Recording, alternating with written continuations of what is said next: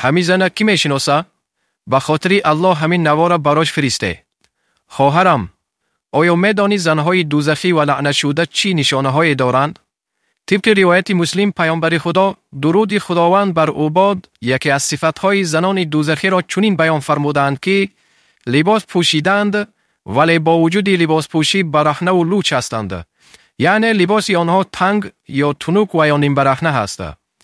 در دوام حدیث پیامبر خدا فرمودند که این گونه زنان داخل جنت نمی شوند و حتی بوی جنت هم در مشامشان نمی رسد. در روایت ابن حبان آمده است که پیامبر خدا فرمودند آنها را یعنی چنین زنان را لعنت کنید زیرا آنها لعنت شدند. من کسی را حکم به دوزخ نمی کنم ولی این صفت هایی که پیامبر خدا بیان فرمودند در شما 100% دیده می شود. زنهایی که به حجاب و با لباس های نیم برهنه به نمایش می برایه مبادا از جمله چنین زنان دوزخی و لعنت شده باشه.